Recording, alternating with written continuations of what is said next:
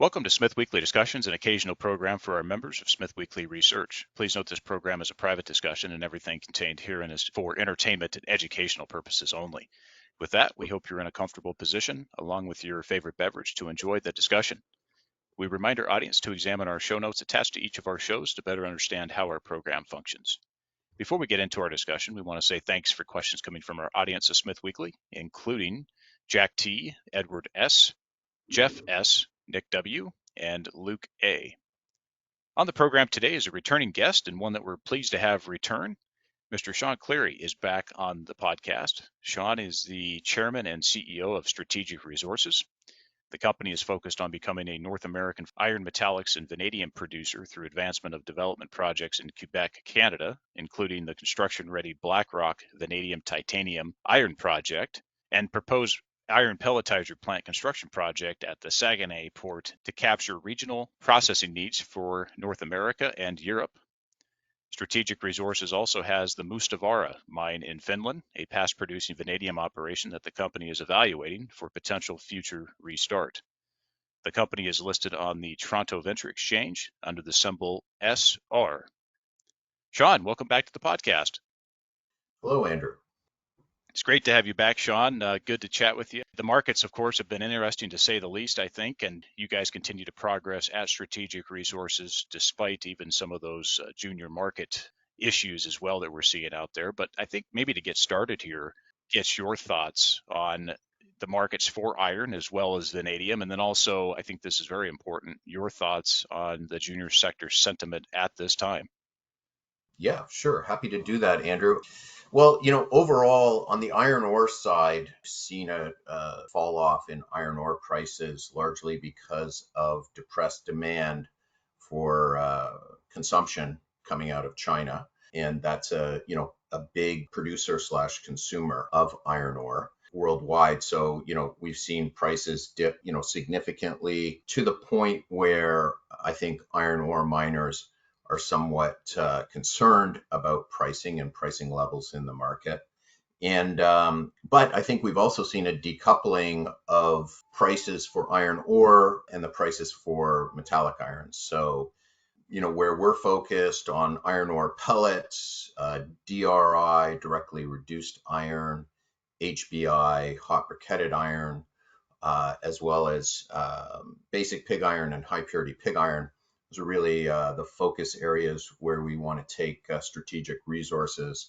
We've seen steady premium in the pellet market, currently in around $60 US a ton on the pellet premium for DR grade pellets. We expect that to continue. I think the industry expects that will grow over time because of the very significant demand as the North American and European industry moves away from traditional blast furnace in steelmaking towards electric furnace operations. We already see this in Canada to a significant extent, with the Algoma plant being converted and will be coming online in the next couple of years with their electric furnace operations. A lot of activity on the steel side within the US, consolidation of the scrap market, major interest there internationally, especially when you look at US Steel's assets and, the potential takeover of US Steel. Consolidation as well on the electric furnace side, with the, well, I guess it's 2 years ago now, but the acquisition of Big River Steel, which is a large electric furnace operator in the United States. And then everything that's happening in terms of the carbon border adjustments proposed, starting to come into place in the European market, which means that, there's massive incentive to shut down blast furnaces and switch those to electric furnace. And so that's got major implications for material flows that are going into steel plants in the Western world. And it's really a decoupling of the seaborne iron ore market compared to, what we would call the ore-based metallics market, which is DR grade pellets, HBI, DRI, and pig iron. And there, the expectation is that The scrap supply, the scrap supply overall for scrap steel, which is the major input for electric furnaces, is, for prime scrap, there's many different grades of scrap, but for prime scrap is becoming more scarce, which is why you see consolidation in the scrap market. The interest on new DRI HBI plants throughout North America, as well as the Middle East, where, sources of lower cost energy, lower cost natural gas. These are all big movements that we have not seen this kind of investment for decades in the steel industry. And so there's a lot of opportunity. There's opportunity for new entrants. There's opportunity for some of the larger players to shift their strategy. You've seen that with Cliffs in the United States. You've seen that with US Steel in the United States. We're seeing that with ArcelorMittal in Europe. So big players shifting strategy. When you sit down and talk to the steel companies, they all want to be carbon neutral by 2050. There's big incentives to try and get there. I think nobody's really clear on how that's going to all happen. And for strategic resources, with our project in Quebec, initially focused on DR grade iron ore pellets, we see that as the best entry into this, what is a very significant market opportunity that's unfolding in the steel space. So hopefully, Andrew, that sort of addresses strategic, where we see, the iron market going, where it's being driven by the changes in the steel industry. Very significant and great opportunities. Our company is backed by some great sponsors, Government of Quebec through Investment Quebec, Orion Mine Finance, the Lumina Group out in Vancouver, Ross Beatty's team. We're getting ready. We've been working very hard all summer, and now I guess we're into the fall now to move the project forward. I think we're very close now. We still have a little bit more work to do, which we can elaborate on this podcast. Just touching on the junior markets, I think overall it's been sporadic on the financing side. I think that while large cap stocks have definitely led the way, it's been more difficult for junior emerging companies at this stage for financing. But at Strategic, we're very fortunate to have the sponsorship that I previously mentioned, which is very helpful, both in getting attention within the capital markets, as well as being able to fund the next stages of development for the Blackrock project in Quebec. John, thank you for that. Lots of stuff there. It's a unique story here that's happening, and you guys are progressing this, and you do have some good backers that you already highlighted, and we'll talk a little bit more on capital structure a little bit later. I also want to, because I think this is important, if you don't mind, would you just touch on, and would be good for our audience as well, because we don't talk very often about vanadium on the program, and there's actually very few vanadium companies that do come on the program. But talk just briefly about your thoughts of vanadium. This is obviously going to be a product that'll be coming out of the operations if successful here. And then also just your thoughts on the titanium market as well, just high level at this point as to how you see those markets developing out as this project, Blackrock specifically, becomes reality and we start to see what the market will be at that time. On the vanadium side, I'll address vanadium first. So vanadium, well, it's a very important element both for steel makers as well as in the battery space. The market has been, over the last couple of years, very soft, and we've seen pricing that is at the sort of long-term mean, and oftentimes well below it, but not really above the long-term mean in the last couple of years. Hopefully that's about to change a little bit on the consumption side. The Chinese announced last week changes to their rebar spec in China to increase the amount of vanadium that will be included in the rebar spec for Chinese rebar. And the expectation is that will affect consumption by about 13%.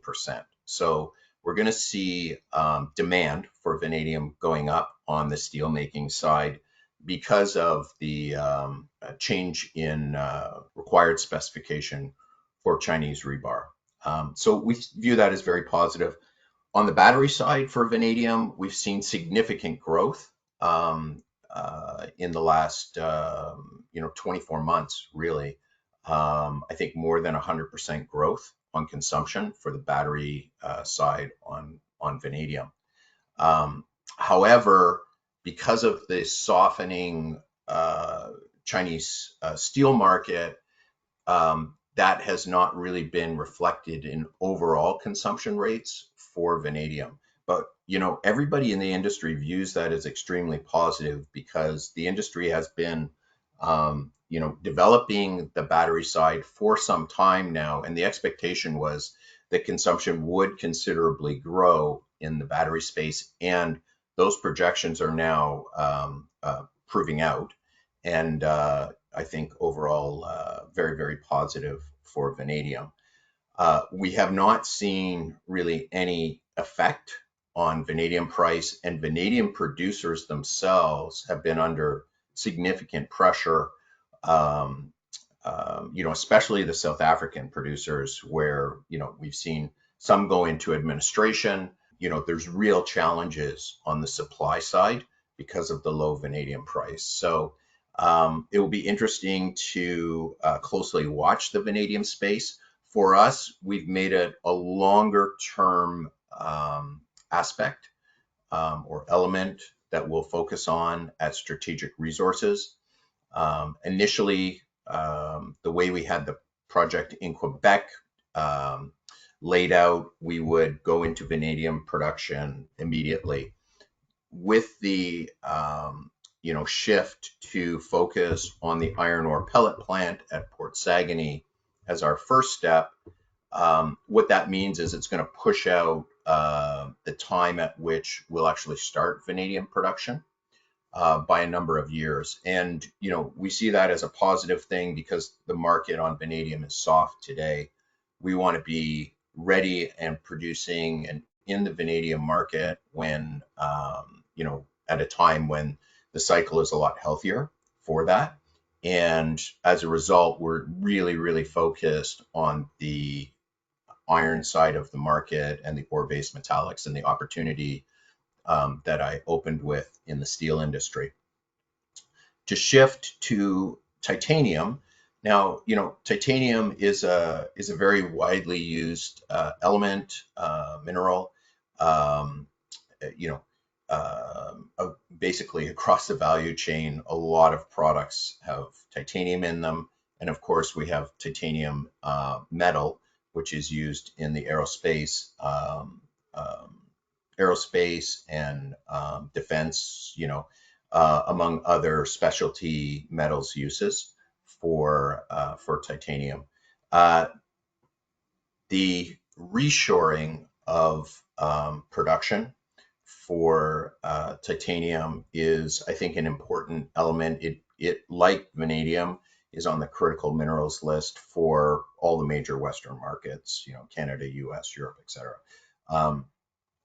And of course, the concern on the titanium side is that a lot of titanium production has traditionally come out of the former Eastern Bloc, Russia, Ukraine, et cetera, which are under pressure, both because of the war in Ukraine, but also just the sanctions pressure and other pressures that are happening and affecting market flows for titanium, especially into the US. So there's a lot of discussion right now about investment into the titanium space. We haven't seen anything significant at this point that's going to change the market in our view, but we do think this is coming. And again, our titanium, in terms of the timing of our project, is aligned with when we bring vanadium online. So that will be a number of years down the road, But we think that's when both the vanadium and the titanium markets become very, very healthy. So we're trying to time that a little bit, and we're trying to stay focused and focused for investors on, the space that is green steel or base metallics, virgin iron units, and the higher margin products within the iron space. This is a good mix, and I think there's a good potential there to be able to take advantage of the market. And I think there's a couple different ways that you guys will be able to do that as this project becomes a reality in the future. But I do like the mix of metals, and obviously they're very much strategic, goes very much in line with your guys' mission and strategy at the company as well. The focus first and foremost on iron and that cash flow strategy that you've outlined on the prior podcast, and we'll talk a little bit more about today. So I appreciate the comments on the markets and just your overall knowledge of those markets, because they are, to a lot of folks out there, these are fairly obscure markets. They take a lot of time and effort to sort out and understand the dynamics and sources of supply and the byproducts and the various supply demand fundamentals that we have out there. And then, of course, the geopolitical rat race that we have today as well, Sean, that you and I are both seeing from an interesting perspective. With respect to recent news, Sean, the company announced a few months ago some key news that it has engaged Societe Generale to lead the financing package for the pelletizer project. Talk about that partner on the banking side and how you see that mix of financing coming together, as well as rough timing. Societe Generale is an international banking organization that is one of the leaders in terms of project financing for mining projects and for metallics projects globally. So they're based out of France. We deal with the team out of New York. They're engaged to raise 300 million, up to 300 million US dollars of debt for phase one of the Blackrock project, which is the iron ore pellet operation to produce 4 million tons of DR grade iron ore pellets per year out of Port Saguenay. Yeah, we're super excited to be working alongside, and we've got a great collaboration going with the team at Societe Generale. The expectation is that we'll be able to move forward with the debt side of the project financing. We have a little bit more engineering work to do. We have some studies to publish on that side. So we're currently working on that and working to pull together that financing with Societe Generale. The total capex for the phase one of the project is just under 500 million US dollars. So our expectation is that approximately 300 million of that will be coming from the debt side, and then the balance on equity. And of course, we've talked a little bit about in the past, as well as I mentioned in the opening, some of the sponsorship that we have in the company. And we're working with those sponsors as well. We're in discussions with them on how we will solve for the equity side of that equation. That's going very well. I think all of this is predicated on our ability to put the offtake agreements in place. So both for the supply of, a little bit more than 4 million tons of iron ore pellet feed into Port Saguenay per year, as well as the offtake and sale of those pellets into the market out of Port Saguenay per year. And so those discussions and negotiations are advancing. We're not there yet, but we're getting close in terms of being able to have full disclosure on who the partner will be in terms of the supply side and in terms of the offtake side. So more to come on that in the next short while.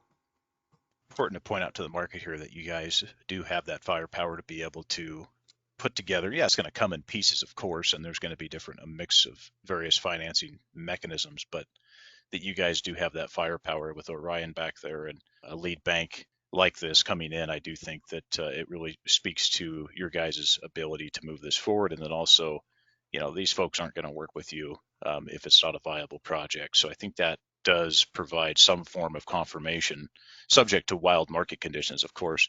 But that really does, I think, prove up what you guys are trying to accomplish here. So I appreciate the comments on that and how this comes together. Just on that, Sean, I think this is important as well, as it just kind of, gets your thoughts initially here. And I know you've thought about this lots already, but potential offtake for the pelletizer plant project, if you guys have any mechanisms that you think are viable, discussions that are viable for this potentially to happen as part of maybe that financing or within the mix to potentially obtain some type of an offtake arrangement, and what you think that would be, the size, if it's even viable, Sean, and what the timing would be if you guys were to entertain this. I think the timing is very close in terms of an announcement coming on how we're going to take care of both sides of that equation. We are in negotiation on this and in discussions, and that part I think is overall is going well. I think when you asked me the last time I was on, Andrew, when you thought we might be able to conclude on this, and I think I told you the end of September.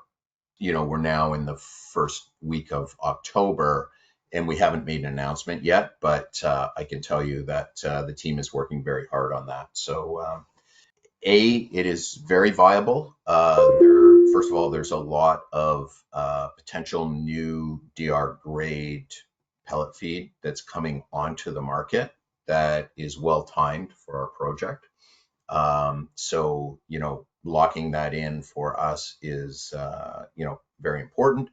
And there's a tremendous amount of interest from the market on DR grade pellets because we have a number of new direct reduced iron furnace operations that have been announced. There's, you have North America, but also in the Middle East as well, in places like Abu Dhabi, and there's a tremendous amount of interest as well out of Saudi. So, we have significant plants that are on the drawing boards right now that don't know where they're going to get their DR grade pellets from. So we want to be a solution for that part of the market. And being located at Port Saguenay in Quebec, it's is very strategic because McKinsey, for example, the consulting group, the global consulting group, did a presentation at the last um, Iron Metallics Association. So the association has biannual meetings, and McKinsey was invited to present at the last one, which a couple weeks ago down in Houston. And they basically reported that the number one place for production of DR grade pellets, DRI, HBI, and pig iron globally, they rate Canada as number one. Overall, North America, and even beating out those areas in the Middle East where they have very low cost natural gas, because natural gas is a big part of that. So, we felt overall the industry is recognizing that our location at Port Saguenay, and we're the only permitted pellet plant, new pellet plant coming on stream in Canada. We're the only permitted new DRI plant that's coming on stream in Canada as well. And that the DRI is the phase two of our project. But just on the iron side, just on the iron ore pelletizing side, that interest and significant recognition of the strategic location of Port Saguenay, because we have hydroelectric power, we have access to natural gas at low North American low cost natural gas.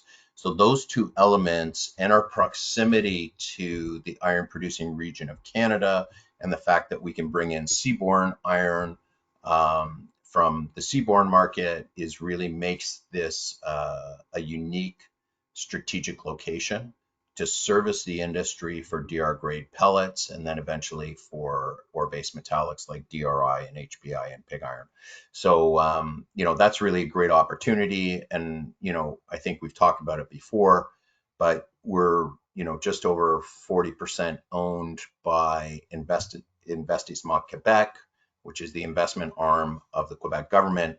So it's showing the, commitment of the provincial government to this very, very important project within the context of the steel industry and the iron industry. and it's moving Quebec, which is a very big producer of iron ore and iron ore oxides, but it's not a big producer in terms of pellets and ore-based metallics and those high purity pellets that can be made with a very low carbon footprint. And that's the differentiating factor for Port Saguenay. So while in the Labrador Trough, the iron producing region in Eastern Canada produces about 75 million tons of iron ore per year out of a number of operations. About 25 million tons of that iron ore is pelletized per year.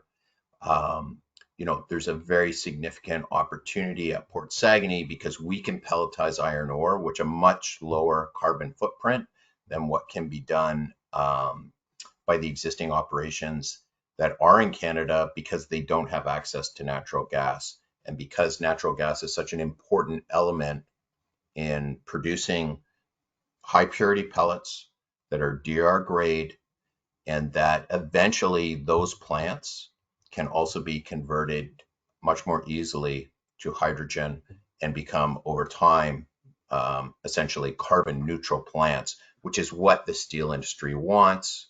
I opened this discussion with you, Andrew, talking about how the steel industry wants to get to carbon neutral by 2050. So we feel at Strategic Resources, we can do our part to help solve for that by producing eventually at Port Saguenay what is close to a carbon neutral pellet that can be used to help the industry get there. So that's really what our focus is.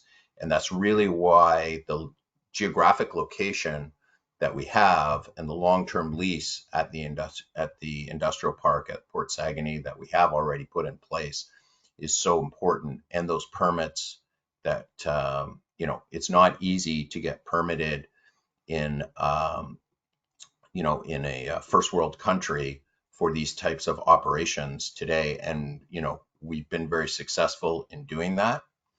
On the permit for the pellet plant, we have a permit in place. We're currently going through the steps to upsize our permit so that we can produce up to 4 million tons per year. And we expect that to be completed in the next little while, which is also a future news item for us. Sean, thank you for that. And that'll be a big news item for sure. And as well as, finishing up the financing package, getting that originated. And I'll come to just economic studies here in just a moment, get a quick update for you on that. But, I think just to say that I would have more confidence in Strategic Resources being able to execute on its goals rather than the goals of the Canadian government and their promises towards 2050. But we'll leave that for a separate conversation. But also Mhm. that when it comes to commercial reactors in Canada, specifically coming out of Ontario, it's also a very good component that Canada has as well that it can expand on towards some of those goals. And it just to have the strong backbone of commercial reactors in any country to supply industrial demand on a baseload basis is just absolutely a game changer. Any other form of energy is inferior without a doubt. It's very good to see that potential as well come up in Canada and how you guys are focusing on this. And then the second thing there, which you could argue, probably make an argument about maybe being more important today, Sean, is just that national security aspect of securing domestic industry like this and having that domestic capacity. And I think that's very important too for Canada and even North America. As we've seen, so much of that capacity has transferred over the years. The technical knowledge and also the wealth of that capacity has moved overseas and has really put a lot of industries in a very bad position with the ability to have leverage, ability to negotiate, and then just overall market share and those market dynamics. So it's good to see some of these efforts and the government get behind some of these efforts to restore domestic capacity on a national security basis and really just self-determination on these types of industries, energy and industry overall. And I think that's really important to highlight as well, what you guys are doing here. It's very, again, it's strategic for North America.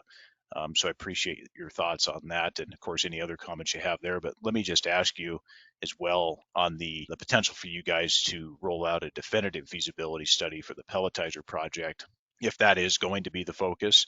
And if so, the timing you're thinking to have that ready for the markets and for the financiers. I think on the national security side, that is become increasingly important, especially as the world, has, seen so many recent conflicts and, just overall difficult geopolitical situation that we find ourselves in today. I would say that of the governments in North America, the Quebec government has led the way in terms of supporting the metals industry, supporting the infrastructure that's required, whether that be rail or road or, ports, industrial parks, the development of additional hydroelectric power, um, and the focus on utilization of natural gas for the for the steel industry and for the the industries that feed into steel to ensure that we have the lowest carbon footprint that we can. Um, and overall having a ports and infrastructure strategy that enables the domestic markets in North America to be able to supply themselves. So, I do think Quebec has led the way on that, certainly on the investment side and helping companies and new projects to get underway and to, get mobilized. And we see that at Port Saguenay. So one, in partnership with the federal government of Canada, they developed the industrial park. We have the first lease on the industrial park, which is a long-term lease. So that was put in place a few years ago. And then they've also approved and now in construction on a conveyor system from the wharf, the existing wharf at Port Saguenay, to the industrial park where our lease is, so that we can bring pellet feed from the wharf up to the plant and bring the pellets, the completed pellet product, back down to the wharf to load onto ships. So, that's something like $110 million project, just the conveyor alone, because it's about 1.5 kilometers of conveying system. So it's substantial. So you see the commitment that's been funded in partnership, government of Quebec, federal government of Canada, and Ports Canada, which is the port operator. And these are important steps in infrastructure that's required in order to be able to supply our domestic industry, whether that's down into the Great Lakes or going out around to the Gulf Coast, and down into the southern parts of the United States, which are also big markets for the production of DRI and HBI. So all of that is super important. It is, it requires us to execute our project methodically and in a way that's, very responsible, because, we have these big investments on infrastructure. And as you mentioned, we are going through on the definitive feasibility study for the iron pellet plant. We have narrowed now our selection of the engineering group that we'll use for that. And the expectation is that we'll complete that sometime in early 2025. A little bit more to come on that as we finalize all of the required contracts and arrangements for the final feasibility study for the pellet plant. And of course, that's very important as it relates to our overall change in our permit for the pellet plant as well, which we're expecting that will fall in line early next year along the lines of the timeline for the DFS. Looking forward to seeing how this comes out and what results come into this and what you guys are able to do to potentially sharpen up and make that potentially even better than what we have seen so far with the pre-feasibility stuff here that has happened. So appreciate your thoughts on that. Just on another topic here, I would just want to get an update as far as how you guys see some of the immediate needs on the company as far as capital structure, and then just reiterate to the audience, and any other additional folks you want to mention, including management, as far as folks that are on the roster. But talk a little bit about capital structure as far as the shares outstanding, the cash on hand, and how far you see that get you, whether we are carried into financing package or if you see that there's a potential for a small financing to continue some of the efforts there and cover G&A until we're able to get to that financing package. So any financing needs in the short term, Sean, and then of course major holders on the roster, including management. Right now, market cap is just under $50 million. We have 69 million shares outstanding. Our major shareholders are Orion Mine Finance out of New York, Investissement Quebec, the Lumina Group out of Vancouver, together with the Cree Nation government, which is our indigenous partner in Quebec, and then management holding about 1%, roughly 1% or a little over 1% of the shares outstanding. In terms of cash on hand, I think we have roughly about a little over $6 million of cash on hand, including our commitments that we have on the gas side. And I would say that whether or not we have to do a financing or carry to the project financing, it's really going to depend on the negotiations that we're having on the offtake side. So we're working through that right now, and as that becomes closer to finalization, we'll be able to talk a little bit more about what the steps will be needed in terms of getting to the final project financing. That's great, Sean. Thank you for that. Appreciate the comments, and looking forward to seeing this come together. And so we should have a pretty active year coming up as far as some of those things as well, 2025. And then also just, going back to some of the permitting amendments, I think it's suffice to say that you guys were able to get BlackRock so far down the road on the permitting that I do think that that's also worthy of highlighting, that your guys' ability and relationship with the local community and government, which we'll talk about just briefly, really highlights your guys' ability to deal with the permitting side, because it's very rigorous. I think you and I would say it's very wrapped in red tape, and of course, in some Yes. cases, overly burdensome these days. And so it takes a lot of effort and capital and stay the course to be able to get through all those hurdles and requirements. Shifting gears just briefly, Sean, wanted to ask you about this because it is an important asset, I do think. Any comments on the Mustavara project in Finland, and if you see that any work will be happening in parallel to all the main focus of work in Canada? On Mustavaren, which is the former producing vanadium iron mine that we own in Finland, right now on care and maintenance, we don't have any immediate plans to spend a lot of resources to advance that. We do see that this has great optionality as the vanadium world unfolds. And, you know, the expectation is, as I mentioned, on the battery energy side for vanadium to have, very significant increase in consumption. So with the situation that we have in Europe today and the conflict that seems to be continuing and war conflict between Russia and Ukraine, this is disrupting vanadium supply into Europe. And the EU government has recognized that. In fact, we're part of a project within the EU called Aventis to look at stabilizing the supply of vanadium into the European market, because there is vanadium processing plants in Europe.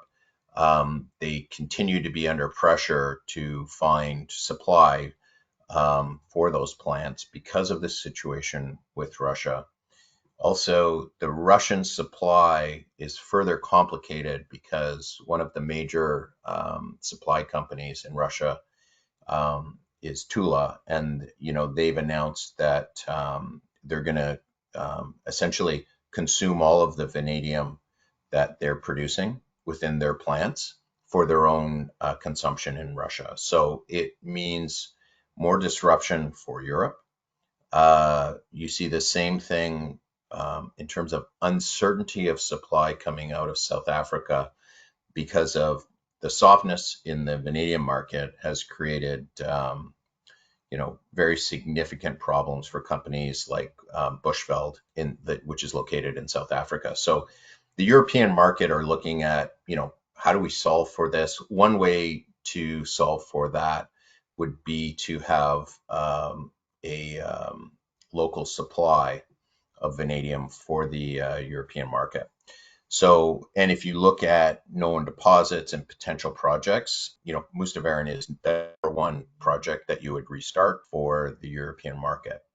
Today, we do not have a focus on that. If we had unlimited capital, we would have a focus on that, but it's a great optionality. I do not believe that the Mustavaran asset is properly reflected in the value of our firm. I think there's tremendous upside there. We're in constant discussion with European players in the vanadium market, and so hopefully something will happen in the next while with that asset. But we do believe it's got great unrealized value. There was a feasibility study, a pre-feasibility study that was done in 2019 on that asset for the restart. And at that time, it looked like energy costs and, just the viability of the project was going to be difficult in the global context of vanadium. But we think overall that markets are shifting. We have the carbon border adjustment mechanism that's coming into play for the European market. That's going to have an impact. If there was government funding available, as there has been for other industries, if that funding becomes available for the vanadium industry in Europe, then that could potentially be a game changer as well. So that's where we're at. We continue to keep the team in place that we have on our Finland assets, and make sure that they're in good standing, and we'll see how the vanadium world unfolds in Europe. On the permitting side for Canada, I think, look, Canada is fully permitted. For the Mustavaran project, we'd have to go through some re-permitting of that project to get it up and started, which is, as you mentioned, expensive and difficult. We're very fortunate at Strategic. We have such a great team in terms of our technical expertise as well as our government relations people. For the BlackRock project in Canada, we have a full impact benefit agreement in place with the Cree Nation. They're investors in the company. They hold about 3% of our company today. We also have development agreements in place with 3 different groups of Innu First Nations. And when we went through permitting on the BlackRock project at Port Saguenay in Quebec, and Chibougamau for the mining operation as well, there was no objectors, including the environmental groups, to our project, which is extremely unique. I think because we laid a lot of groundwork with local communities. This project, this iron ore pellet project, the DRI project, and the overall integrated BlackRock project are very much wanted in the jurisdictions of Saguenay and Chibougamau. They're wanted by the First Nations. They're wanted by the local community. The government wants this to happen. So we have a lot of momentum. And so when we're asking for and going through required modifications to our permit, which is what we're doing right now, we have great relations with the folks in government that are entrusted with all of these aspects. And I think we're able to do things in a way that it's good for the overall community, it's good for the industry, and we're trying to create solutions for both. And so far we've been pretty successful, I would say, in terms of moving the project forward. We still have a ways to go, but we're very happy with the current state of all of the relations that we have. We're more comfortable with what you guys have been able to do, both on the community front and also your ability to permit projects. So we appreciate your comments on that, and that's definitely an area for us that we're more comfortable as we see this go through. And then just the government alignment that's in, and the investment that the government's making here is a big additional confirmation on our end. So appreciate your comments there. And then of course your guys' expertise prior to this on BlackRock is great. Back to, I want to talk listings for just a moment, Sean, and get your thoughts on this. As you guys continue to talk to various investor groups out there, whether we're talking the equity side or you're talking to maybe some of the banks that may come in here, the consortium that would potentially come in and do some of the financing here. And as you guys plan to continue to expand your investor base in the United States, Australia, and Europe, is there any plans out there to add listings, in 2025, for example? And does this interest remain at the company? Perhaps maybe a US OTC listing in the future. Any thoughts on that front as you guys get more investor exposure outside of Canada? It's a good question. We've discussed it internally. To be honest, we haven't done anything about it as yet because we do have a small team and we are really focused on the development side of this project and less so on the capital market side. I think as the project develops and as the investor base grows, and you've correctly pointed out, we have large investors in the U.S. We've got significant investors in Europe, and of course we have some of the big investors in Canada as well, including the Lumina Group out of Vancouver. One of the reasons that we've teamed up with Ross Beatty and the Lumina Group is because they have, just a great track record of being able to develop and monetize on development stage projects. Over the last 15 plus years, they've been able to do that on a number of occasions and raise big money for development projects. So, we're very fortunate to be working with those guys. And I know Scott Hicks from that team, and he's on our board and is our executive VP and in charge of corporate development and our fundraising activities, etc. And overall, having those partners already invested in the company, we haven't seen the push to go after additional listings. But as we move the project forward and we have to get more liquidity into the stock, into the capital markets side of our business, then that's something that we will be looking at. Very well, Sean. Looking forward to seeing that. And that definitely secondary right now to your guys' core focus, which is driving towards that ultimate cash flow. I think that's the key goal here. And I really can appreciate your efforts seeking a reasonable pathway to get to cash flow. I think that's a big deal here. And so we'll get there. I think that'll come across in due course as you see fit to allocate a little bit of cash and time and resources over to getting that put in place. And then you guys obviously advancing even to TSX in the future.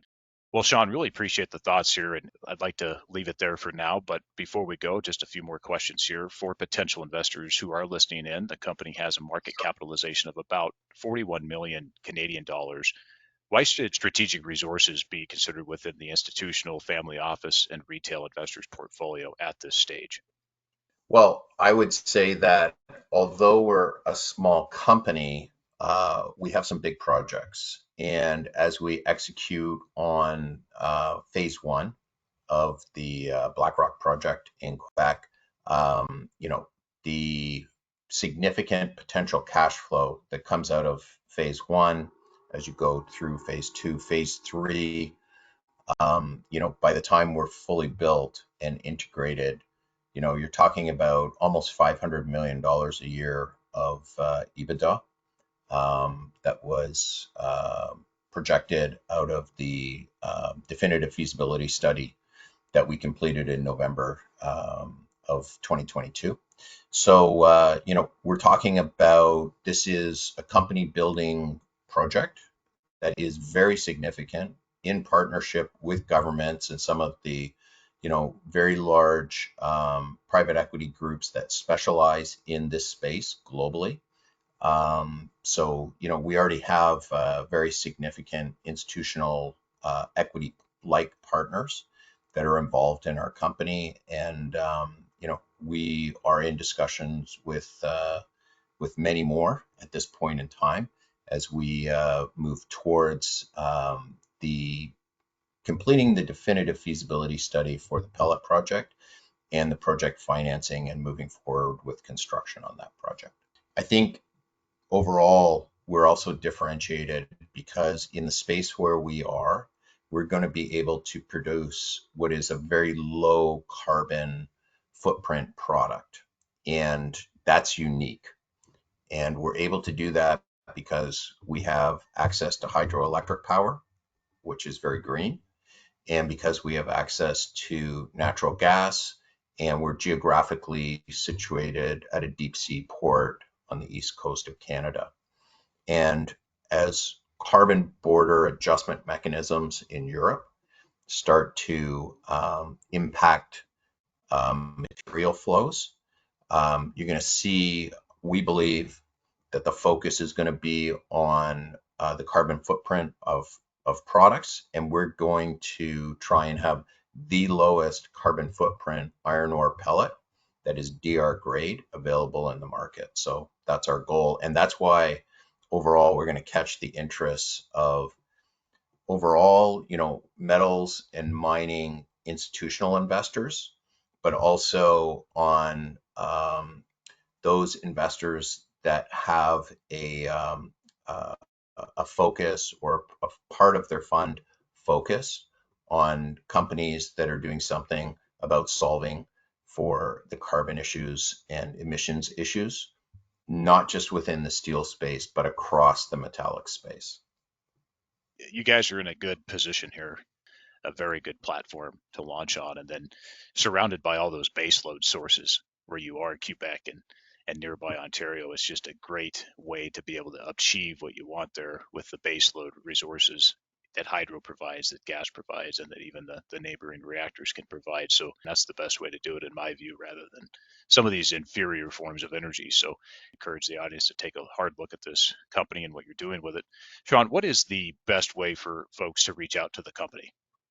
Through our website, we have a contact email that goes directly to Scott Hicks, who handles all of our investor relations. So, and can put you in touch with myself or others that are on the team if people are interested in the products themselves, or potentially interest in on the feed side of our business, the supply side of our business, contractors, equipment suppliers, investors, etc. It's all through the website. Well, look, really appreciate you coming back to update on company progress, and we've got more coming in 2025. And want to wish you best luck, Sean, as you guys close out the year here. And we look forward to having you back in early 2025. Great. Thanks, Andrew.